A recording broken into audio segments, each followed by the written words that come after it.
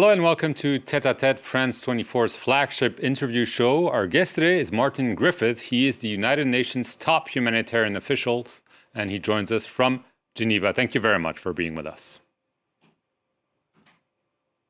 Thank you for inviting me on the program. Mr. Griffiths, over 100 days of war in Gaza. Israel says it could phase down its operation. How would you describe the situation today in Gaza?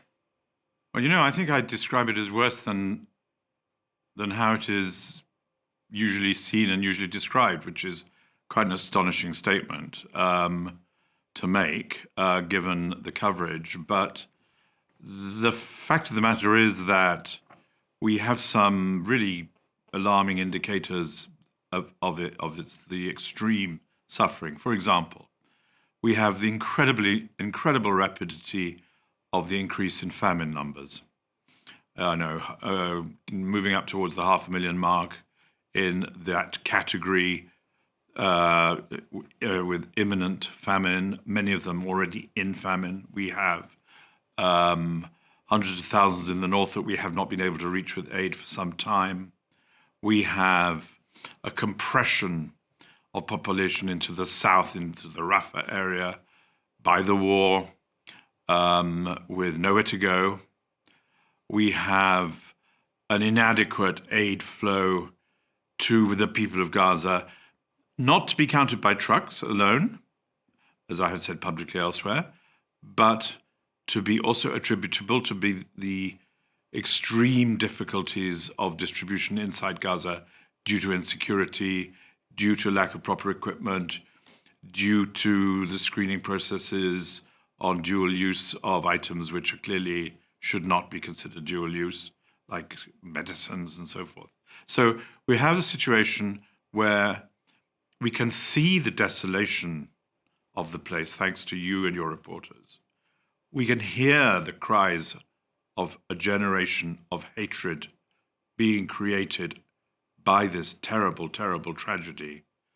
But in fact, the figures tell us it's probably worse even than we can see. The Israeli president said this Thursday in Davos something that he had said before. He says the international community has not sent the 400 trucks of humanitarian aid that Israel can screen every day. Is that true, according to your assessment? I disagree with President Herzog, who I have met and for whom I have a very high regard. First of all, getting 400 trucks in a day is by no means enough. Before this war started, 80% of Gaza's sustenance was from the private sector, and there is nothing going in commercially. But there used to be 500 trucks a day, plus the private sector. We can't get that numbers in because of the screening process.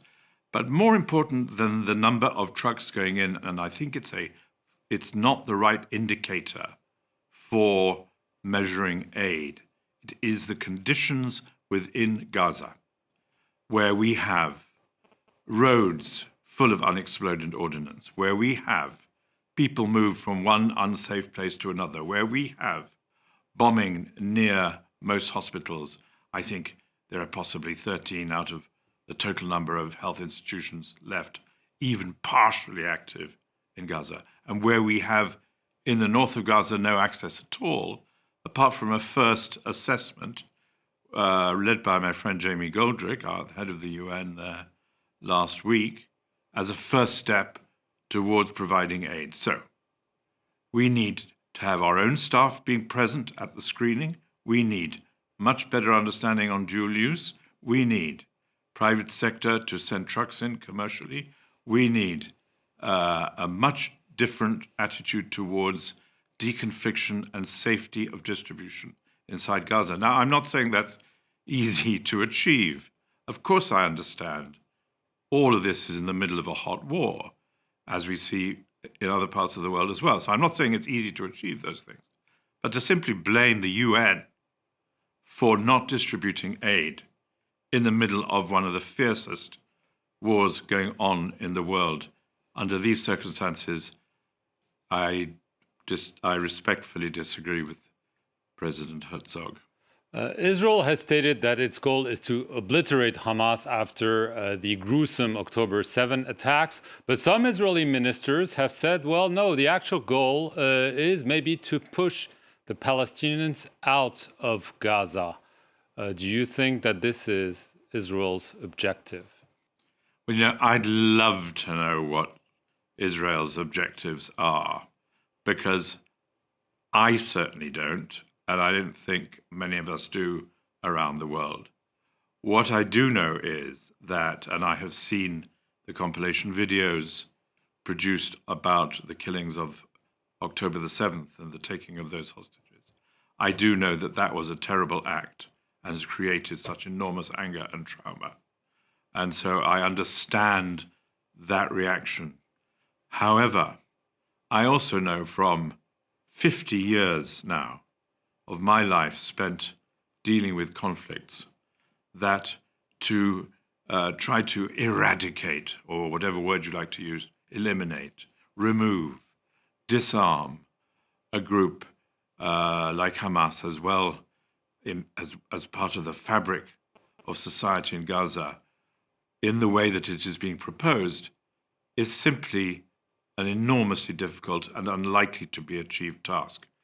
What will happen, therefore, is that the war will go on at scale, not reduced. You can't be more surgical under these circumstances with any real hope of reaching your enemy. But that population will be compressed more and more down into Rafah and that southwestern area. And of course, there will be a real danger of it spilling over into Egypt, which Egypt, understandably, clearly doesn't want to see happen. And nor do the people of Palestine want to lose their homeland. Because if they do, when will they get back? How will this lead us closer to a political solution? It won't. And that worries me deeply, because the Egyptians are bound to oppose it. They have said very clearly that they will. The international community doesn't want to see another Nakba. The Palestinians certainly don't want to, and I totally empathize with them on that. So I'd love to know what the plan is for these many, many Gazans.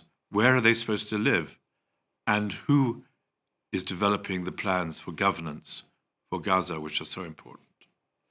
I want to turn to one of the consequences of the war. We've seen in recent weeks that the Houthi group in Yemen has targeted commercial ships in the Red Sea, and the US and several allies have struck Houthi targets in Yemen. This is a country you know well because you were the UN envoy to Yemen. Do you think that this could make matters worse? We know the country has been wrecked by a civil war, a dire humanitarian situation already.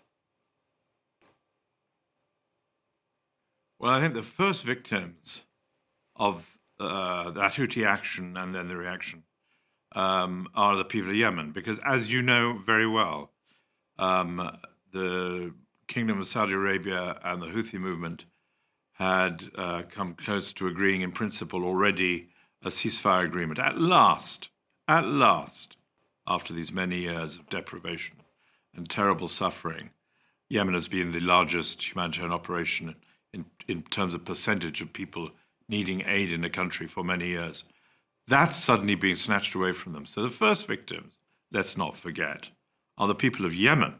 But that there is a natural tendency to what I have called reach for the gun in response to crisis. We see this in Yemen. We see it now between Iran and Pakistan. We see it in Iran's attack on Erbil the other day. We see it obviously 2 years ago in Ukraine. We see it in Sudan. We see it now in Gaza. Martin Griffiths, you mentioned Sudan. The civil war rages on, 9 months on.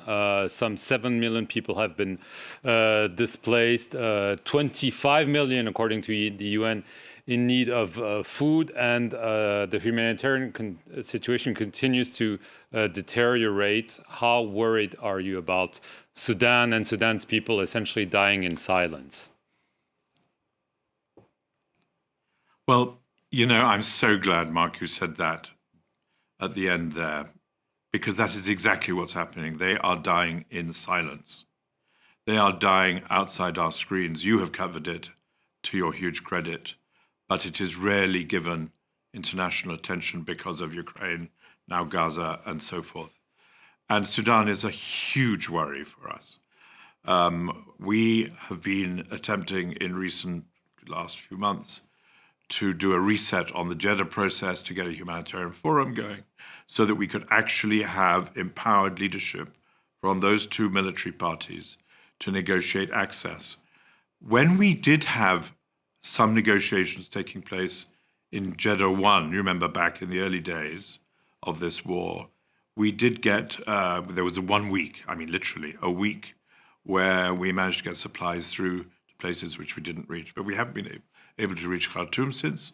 Darfur is still an unknown entity. It's spreading south.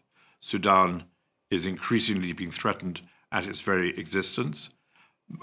Our aim has been to recreate, to reconvene, to negotiate access through this so-called humanitarian forum. I'm hoping and planning to speak to General Burhan tomorrow on this point to get the two parties together to negotiate. But it is in silence. Sudan is a crisis which, because of its geography, as you say, 7 million people have left their homes. 6 million of them have left the country.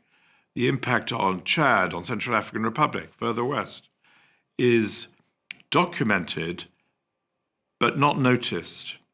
And indeed, in many ways, if you had to have a league table of suffering, I think Sudan globally now would probably head that awful list.